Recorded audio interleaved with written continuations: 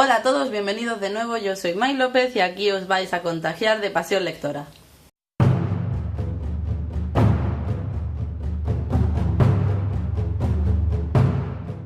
Como ya os adelanté en el vídeo anterior, iba a dedicar un vídeo a la evolución de uno de los principales mitos, de los principales personajes que podemos encontrar en la literatura de terror hoy día, además de en muchos ejemplares de la literatura juvenil.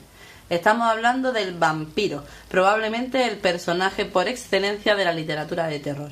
En este vídeo vais a descubrir cuál es mi clasificación de los vampiros y ejemplares o títulos en los que podréis encontrar los distintos tipos de los que vamos a hablar. El primer tipo de vampiro del que vamos a hablar es el vampiro clásico por excelencia. Es el vampiro que podemos encontrar en títulos como Carmilla de Le Fanu o Drácula de Bram Stoker. Es un vampiro terrorífico, un vampiro que se mueve por instintos primitivos basados principalmente en la sed de sangre y en la necesidad de sexo.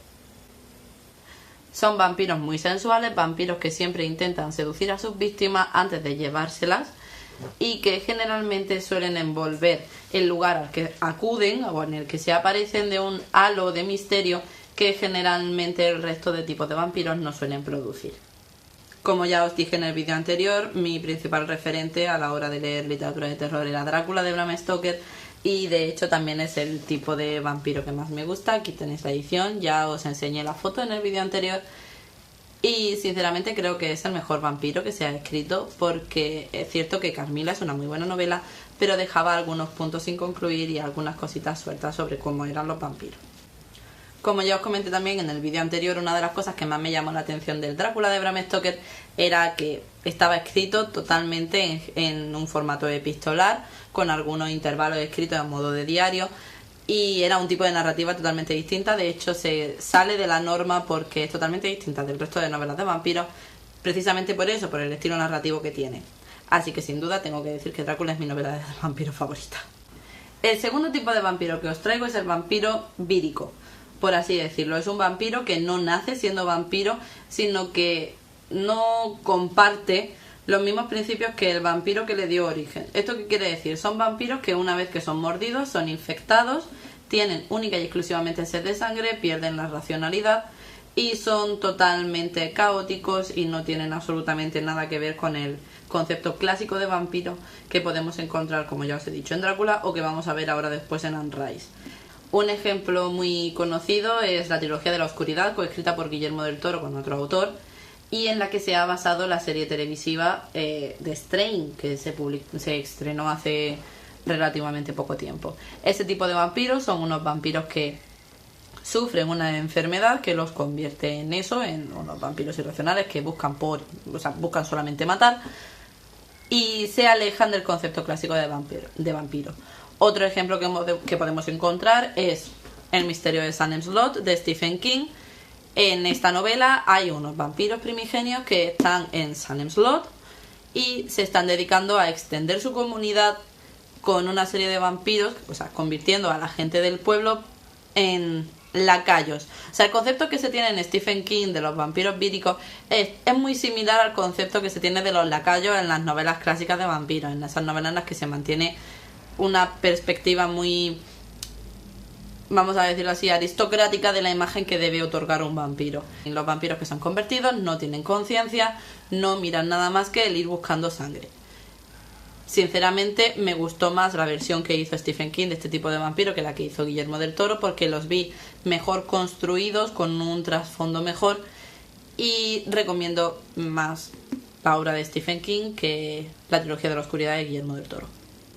Bueno, pasemos al tercer tipo de vampiro. Creo que es el tipo de vampiro del que más he leído. Es un concepto de vampiro que mantiene el origen terrorífico, la sed de sangre, la sed de la sensualidad, ese, por así decirlo, ese contoneo continuo, esa predisposición a ser alguien digno de la mejor de las aristocracias, pero que se permite el lujo de ambientarse en un contexto muy cosmopolita, en un contexto muy actual, sin dejar de tratar todo el trasfondo histórico que tiene cada uno de los personajes que aparecen. Me estoy refiriendo a los vampiros creados por Anne Rice para las crónicas vampíricas. Aquí los podéis ver, en este caso tengo aquí un ejemplar de entrevista de vampiro que me lo ha dejado una amiga. Y la verdad es que creo que es el tipo de vampiro que más se está llevando hoy día en la literatura. Es un vampiro que vive en el mundo actual, pero no olvida de dónde viene, no olvida su pasado, porque no son precisamente vampiros de nueva generación y de nueva creación, en plan de, no sé, que hayan nacido en la última mitad del siglo XX. No, son vampiros que vienen de finales del XVII, principios y mediados del XVIII, incluso algunos dentro del propio siglo XIX. Pero Anne Rice personalmente considero que ha sabido mantener ese equilibrio entre hablar del contexto antiguo del vampiro, de la noción antigua que se tenía del vampiro, y una visión más cosmopolita de él, una manera de introducirlo en un mundo actual sin que desentone y manteniendo esa esencia de terror. Siguiendo la estela de Anne Rice, otro tipo de vampiro más modernizado, por así decirlo, que podemos encontrar hoy día en la literatura fantástica y en la literatura de terror, es el que aparece en las crónicas vampíricas de L.J. Smith. Es una serie de libros de vampiros que se llevaron a la pantalla en forma de serie televisiva y que comparten con Anne Rice solamente el concepto cosmopolita de la inmortalidad. No tienen un trasfondo tan profundo como tienen Lestat y el resto de vampiros que aparecen en la saga de Anne Rice, y además tienen una historia, por así decirlo, un poquito más simple. A mí personalmente es una saga que ni me disgusta ni me gusta. Está ahí para el que le guste leerla. Es un tipo de vampiro distinto y bueno, ahí está para el que quiera. Siguiendo esa estela y deformando totalmente la visión que se tiene del vampiro, no solamente aquí sino en el resto del mundo, encontramos los vampiros creados por Stephenie Meyer para la saga de Crepúsculo. Aquí tenéis el segundo volumen, que es Luna Nueva. Yo creo que lo único innovador de este libro es que está escrito en primera persona. No sé, es un tipo de vampiro que a mí personalmente no me gusta nada. Es un vampiro que ha perdido esas ganas y esa sed de matar. Nos encontramos con la familia Cullen, una familia de vampiros vegetarianos. No beben sangre humana, beben sangre de animales. Y además estos vampiros brillan en la oscuridad,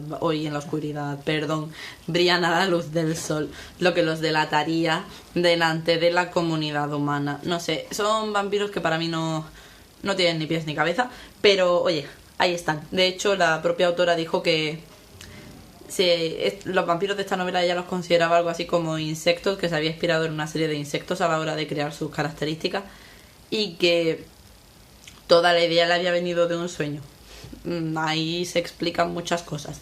El caso, la trama es muy simple, la trama es muy básica, un triángulo amoroso excesivamente trillado y bueno, a la hora de leerlo, sí, tienes, no sé, si es lo primero que lees de literatura de vampiros, a lo mejor te puede gustar.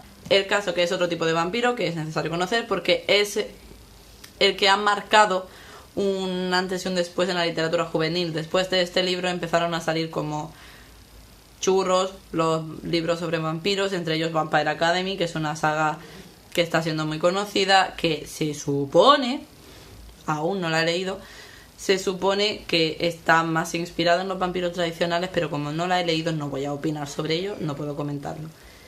El caso, que el tipo de vampiros que aparecen en la saga de Crepúsculo a mí personalmente no me gustan. Bueno, y esto ha sido todo por hoy. Ya sabéis, si os ha gustado este vídeo, dadle a like, suscribiros y compartirlo con vuestros amigos.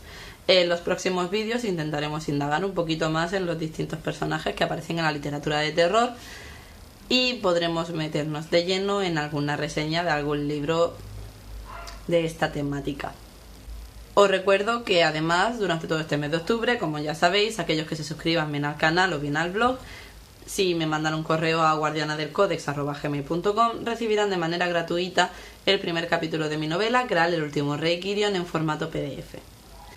Nada más, nos vemos en el próximo vídeo. Un saludo desde mis estanterías y mi dormitorio y Avilum, llama a todo el mundo.